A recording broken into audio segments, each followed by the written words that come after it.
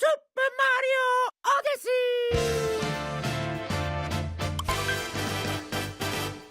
Recently, I've collected every single main moon in Mario Odyssey.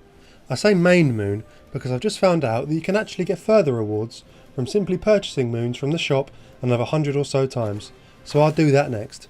But I have every single moon you can actually collect in the game. And wow, what a blast. It's simply one of the best games I've ever played, and one of the best games ever made.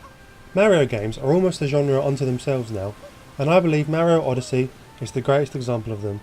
A truly perfect Mario game. But I don't just want to throw around wild, sweeping statements without anything to back it up. It is of course purely my opinion, but that doesn't mean I can't try and quantify it. To do this, I'm going to go through what I believe are the 5 tenets of what makes a great Mario game, and explain why I think that in each category, Mario Odyssey is truly top of the class. Creativity. Mario Odyssey is incredibly creative, and this means that no matter how long the game is, it never gets boring or tiresome. The main hook of Odyssey is Cappy, Mario's new companion, that can be used for various tricks and movement aids, but most importantly is used in capturing and controlling various creatures throughout the various kingdoms presented in the game. There are over 50 different things to capture, from creatures like frogs and dinosaurs, to traditional enemies like Goombas and Lakitu, to things a little more abstract like puzzle pieces and lava bubbles. These succeed because each one is different, they control differently, have different abilities, and most importantly are never overused. They are used just enough that they are fun, but not enough that they become boring, and they are so evenly laid out through the game that there is always something new to play with. The creativity expands beyond the abilities that Mario possesses. There are lots of different costumes for Mario to wear, which give no actual gameplay benefit, but exist purely for a bit of fun. Each kingdom has its own distinct style, gimmicks and layout, and are simply a joy to explore. This brings me on to level design. The level design in Mario Odyssey is, quite simply, perfect. Each kingdom is set up similarly. The main world acts as a sort of hub that can be openly explored, with plenty of challenges to do within that hub. Inside this, there are several smaller levels branching off, which feature entirely new challenges, usually restricted to that room. This succeeds because the game is very clever in the way it opens up these challenges to the player. The central thing to collect in the games are moons, and there are 3 distinct sections per kingdom in which they can be collected. The first is when Mario arrives, before he beats the main boss. The kingdom will look a certain way and have various challenges to complete to get through the level and beat the boss. After this, several more challenges will unlock based on the changes that defeating the boss has brought, creating an organic way of moving forward, the moons the player has access to. There is a further 3rd set of challenges and moons which open up once the entire game is beaten, featuring a higher difficulty level, but are also routed organically as the kingdom reacts to Mario's final victory and further changes occur.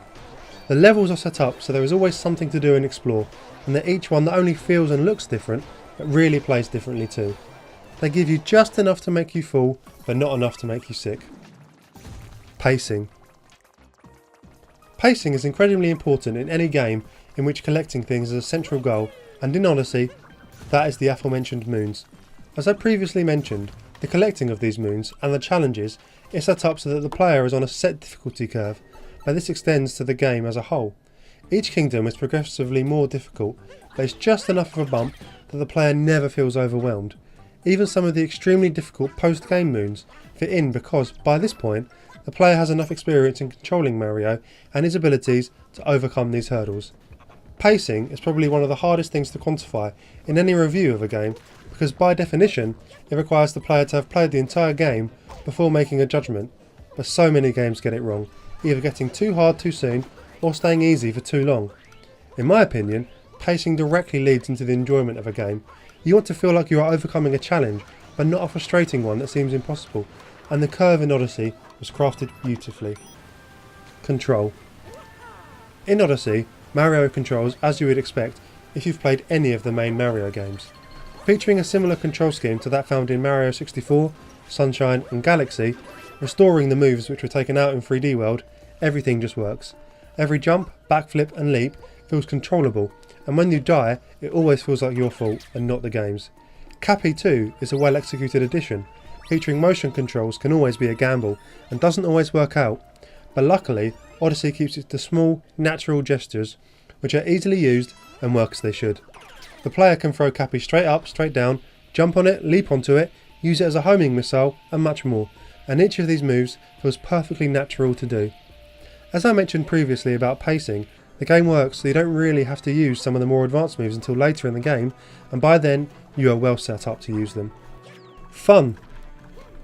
This is the main point. It doesn't really matter how good everything else is if the game just isn't fun. Odyssey is extremely fun, and is genuinely guaranteed to put a smile on your face anytime you pick it up. For starters, the breadth of content is incredible, and each challenge, be that racing alongside Koopas, eating fruit as Yoshi, getting through various dungeons, turning 2D, floating through the moon, and more, means that it is always new and fun. There isn't anything tedious about the game, and it doesn't feel constricted to much of the modern gaming tropes, but just does its own thing, and was clearly crafted by people that know how a fun game should work. For me, this is why Mario Odyssey is the perfect Mario game. I know what some of you are probably thinking, and that is that I didn't really compare each section to other Mario games and explain why Odyssey does it better. The reason is, that wasn't really the point of the video. Odyssey being a perfect Mario game doesn't necessarily stop other titles in the series from being perfect Mario games, as each one will fill these categories in different ways. But for me personally, it is the best example. I'd love to hear everyone else's opinion. What do you think the perfect Mario game is, and what would your categories be for such a decision? Let me know in the comments below. If you like this video, I'd love a like and a share, and if you enjoy gaming related content and general geekery, be sure to subscribe. Goodbye!